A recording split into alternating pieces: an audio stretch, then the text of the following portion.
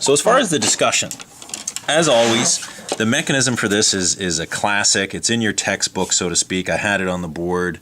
There's the overall reaction to make the methyl ether. The mechanism, you can follow it through. This is kind of interesting because we had a few results, and the focus is on this step. When you have the trityl cation sitting there, and you're about to add this to a solution of methanol. As soon as you add this stuff to the methanol, we had a group didn't have their own crude starting material, so they took some of this pure stuff right out of the bottle. As soon as they added the acid, their solution only went, and it was a clear yellow, like very, very yellow, maybe the slightest tinge of orange, but in no way, shape, or form was theirs red. All the other students who used their crude starting material all had a very noticeable dark, can't see through the solution, it looks like almost blood red. Okay, so why was it that the very pure starting material out of a stockroom bottle gets you to that carbocation and it's only yellow? Now the interesting thing again, as soon as you add that solution to the methanol, that yellow color disappeared right away. In that group, we actually had them run that step without the ice bath. And it took quite a while, but eventually when they added enough of this to the methanol, the solution actually did heat up. So the step going from this being added to that methanol, heat was given off, no doubt about it. The interesting thing is, when they started adding this and the yellow color disappeared right away, then that means that this continuous conjugated system, because this carbon is now sp2. The instant this touches this solution, that yellow color disappears, which means something, probably this, immediately changes the hybridization of that carbon. So at the very least, we go right to this species for sure. Now what's interesting is, when a large portion of their trityl cation was added to the methanol, a large portion, they started to see a white precipitate coming out of solution only after about 5 to 10 minutes. So it does beg the question, their trityl cation solution is clear. There's no precipitate. Even when they start adding it to the methanol, it stayed clear at first. And then only after a period, which leads us to think, is this species actually hanging around as an intermediate for a length of time until 5 minutes later you start to see white precipitate come out? So does that mean that we then formed this product and only then did this white precipitate comes out? Which is kind of interesting. So what we did for that group is, when they finished adding all of that trityl cation to their methanol, they stirred it for another 10 to 15 minutes, we actually had them filter the white precipitate off first before putting in the separatory funnel.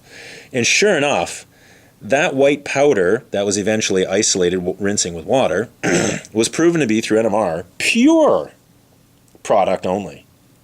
So that really does give substantial proof, and that's what this little blurb is here, talking about the students that had pure starting material and a little bit of what happened, right?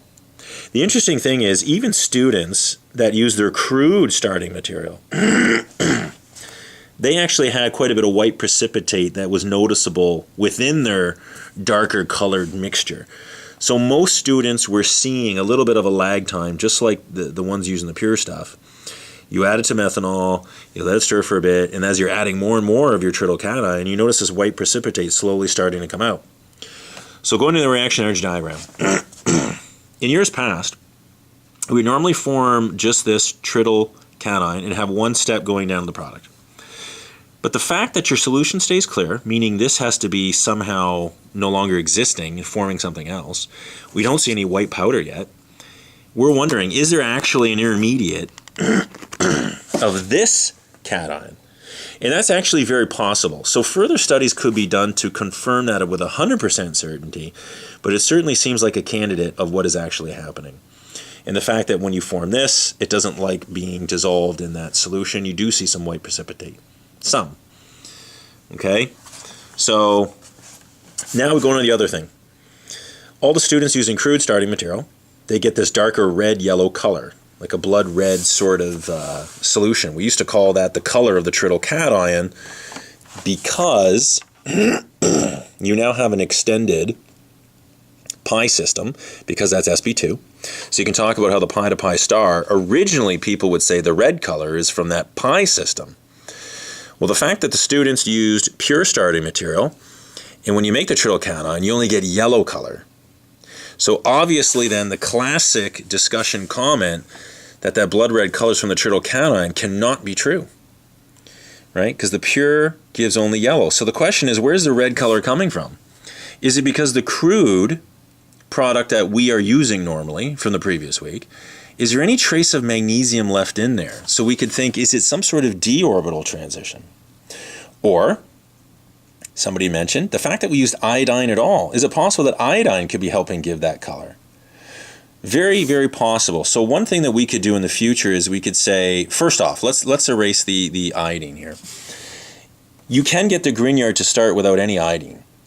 So the question is, if you redid the experiment with no iodine in there from the start, if we end up with just a yellow color trityl cation, then obviously the iodine was the culprit. So that's one way we could prove that. So the best thing to do then, if you do this first, if we still see the red color and then we know there's no iodine in it, then the next thing we would do is at least measure for the presence of magnesium. If we still see just the faintest traces of magnesium, we could suspect that's contributing somehow in the aggregate of the solution to that trityl cation with the magnesium, forming some sort of red colored complex or something like that.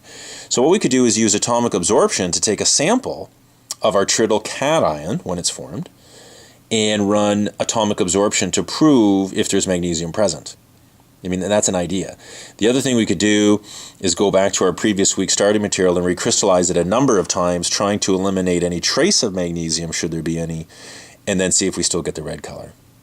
So those are some ideas of what we could do to follow up on why and what is causing the red color. Okay?